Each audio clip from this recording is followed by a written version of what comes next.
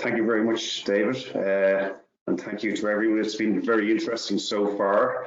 I suppose we would just like to give a practical demonstration in relation to community power and who we are and where we came from. So, yeah, just in relation to community power and who we are, that we're a community-owned licensed supply company, and we are the first of its kind in Ireland. And effectively what we do is we buy electricity from generators and we sell electricity. And we grew out of Ireland's first community-owned wind farm, Templederry Wind Farm. So what I would like to do is just to give a little bit of background in relation to Templederry Wind Farm and the journey that it took and what has emerged out of that. And one of the things that has emerged out of that is community power. So the local committee came together in 1999 to look at generation options in their area. And after some consultation, they decided that they would focus on wind. Obviously, back in 2000s, there wasn't very many wind farms installed in Ireland. So they set up Templederry Wind Farm. Very much they wanted to have it as a cooperative structure and a democratic structure. So shares were offered to the local community, and 32 local people, from the local parish priests to local people living in the area, all purchased shares. And they also assigned 2 shares to the local development cooperative. And those 2 shares were paid for by the 32 individuals. So the actual Templederry Development Cooperative is the largest shareholder in the whole development, because obviously shareholders are restricted to 1 share. It's the basic concept of 1 share, 1 vote. So as I said, the company was established or the cooperative was established in 2000, and they went through the grid and planning process. And when they managed to get a grid offer, there was a moratorium at the time on grid connections because the national grid was being upgraded. So there was a delay of 2.5 years. And during that time, they had got planning permission. And again, Joe mentioned, or we talked about Tipperary County Council and the progressive nature and the openness of it. And planning was granted, but because of the moratorium, potentially the planning was going to run out, so they had to reapply for planning. And when they reapplied, there was objections, and that had to go to Ball Planola. And then when they wanted to actually develop, when it went through that process, the financial crash happened in between 2007 and 2009. So financing the project became a problem. They did manage to do it in conjunction with the wind turbine manufacturers and the bank that financed the wind turbine manufacturers. So they did manage eventually to get the funding in place. So what has been installed is 2.3 megawatt turbines, and they started generating in November 2012. So I suppose the key point in this is that the whole process took 12 years. And it was only through the tenacity of the local people sticking with the project and having to put their hands in their pocket to invest more to get through the planning process a second time for this project to happen. Now, I think what has happened recently in the more recent years is that there has been a lot of progression, particularly in relation to planning and grid. There are still challenges, but hopefully it shouldn't take 12 years, because that is a huge disincentive, and I think it's the reason why there is only 1 community-owned project in the country, which is Templederry, and hopefully that will change now because of the RES option and what's happening there. So out of that, during that time, the local community they were very keen that if they were generating power, why not supply it to ourselves? So they set up a supply company. At the time, there's 2 different types of supply companies. You have a small supplier and you have a large supplier. A small supplier, you can have up to 200 customers. A large supplier, you have to meet all the regulatory requirements of a large utility. There's nothing in between. That's something potentially that could be looked at. So we had to go down the road. The supply company was set up originally for 200 customers, but because we wanted to expand and help communities both in Tipperary and wider afield. We went down the road of actually applying for a license to become a large supplier. It was a challenge in relation to all the regulatory requirements and the billing systems and everything else. So we did successfully get our license in November 2019. So now we can actually supply electricity to the domestic market and the commercial market nationwide. And we're doing that at the moment. We're growing our customer base and we're integrated with a number of different communities. And we're really working to help democratize the energy market and promote the concept of a community energy citizen. And this links back to the Clean Energy Package and the Renewable Energy Directive, where it has now become policy in Europe to promote the concept of a community energy citizen. And during this time as well, we actually applied, and Joe mentioned earlier on the CVPP and Tipperary County Council were one of the partners in this. The basic concept of a CVPP is a community virtual power plant. So this is looking at innovation within the electricity sector of how we need to adapt. And the Minister did mention that there's challenges with the load on the national distribution system.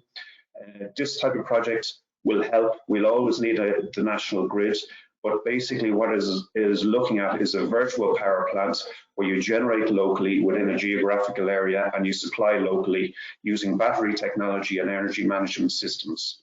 So this project went on for 2 years and we were linked with 3 different, or 15 partners in 3 different countries, the Netherlands, Belgium and Ireland. And we worked on this project. It just actually finished in December 2000, but we actually applied for and got a capitalization grant to allow us to continue the research. So we have another 2 years. And the project coordinators were the University of Eindhoven.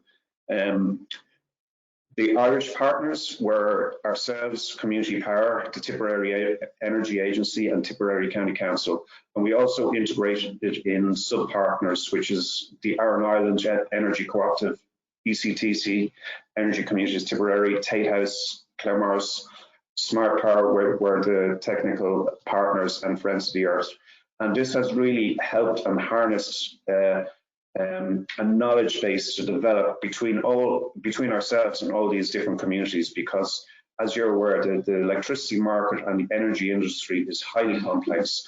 But this has really helped ourselves to educate ourselves, and we also have identified shared values as to what we perceive as crucial for communities and community power projects going forward.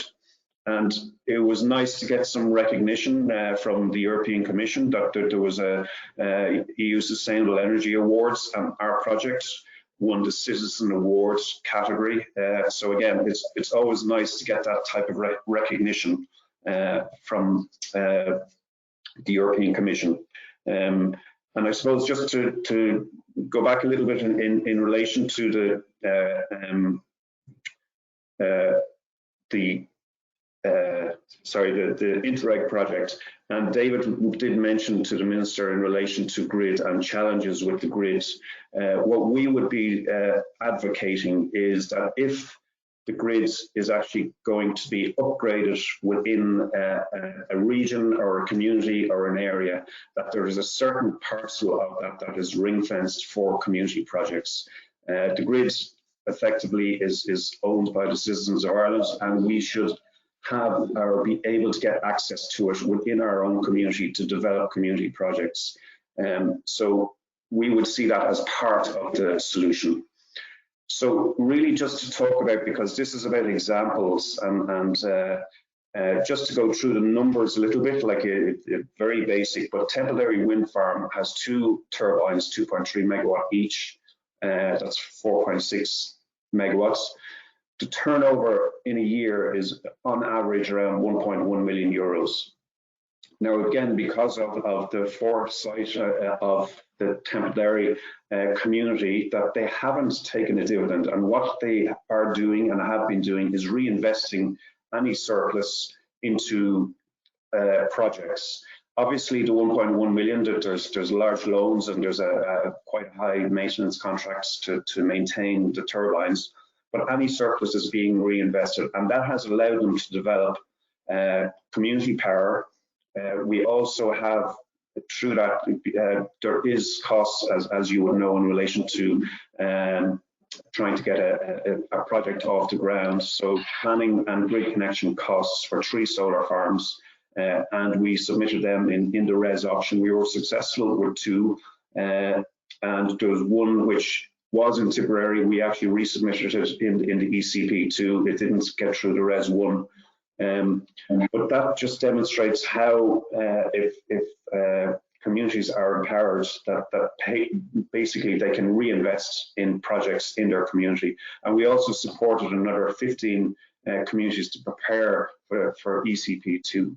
And also, just to mention that I mentioned about the Interreg project, we're also involved in another project which is called SENSE, and that was funded through the Disruptive Technologies Fund developed by the Irish government.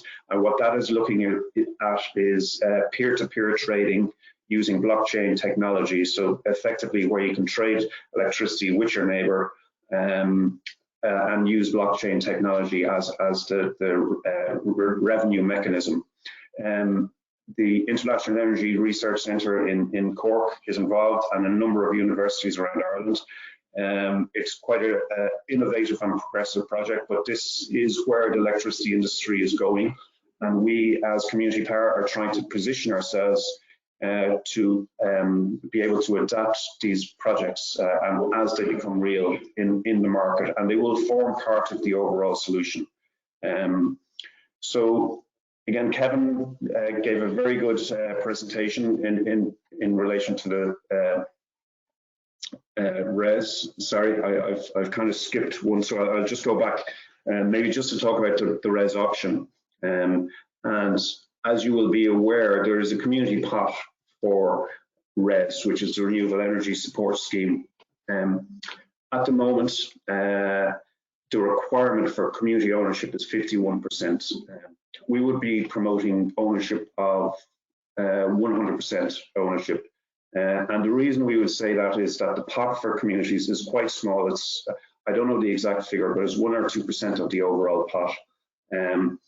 So we need a combination of developer-led projects, and we also need community-led projects. But we would be very strong that the community ownership should be 100%. Like what I've demonstrated in the figures there, that a lot of the money stays locally. If it's a developer-led project, there's a number of different wind farms across Ireland, which have been packaged and sold, and they do form part of some global pension fund, that Laura mentioned them, and it is important. But what we would be advocating is that if it's a 100% ownership and the revenues can stay within the community, it offers huge opportunity, and as we've demonstrated, Temple is showing how that can happen. And in relation to Laura mentioned it as well in relation to de-risking projects, and I think this is the crucial part for communities, that there is a community benefit fund, and the Minister mentioned €2 a megawatt hour. The biggest challenge for communities is to have the costs to go through the planning permission, feasibility study, planning permission and grid, and then apply through to qualify within the res option. If that risk is minimized for communities, then it opens up huge opportunities. And I always like the example in Scotland where the Scottish government give a grant to communities to go through that process. If they are successful, the grant is repayable. If they are unsuccessful, the grant is written off. So that really demonstrates how you can de-risk a project for a community. And as I mentioned earlier, the benefits have huge potential. So again, sorry, and yeah, Kevin, you went through a very good presentation on RESIS and what's involved. And it's obviously closely linked to climate change and the clean energy packet. What we would suggest is that the local authorities have an opportunity to expand the investment, and I think that's very clear and has been demonstrated by Joe and obviously what's happening at a local level. We would be advocating and see an opportunity to support community-owned renewable generation.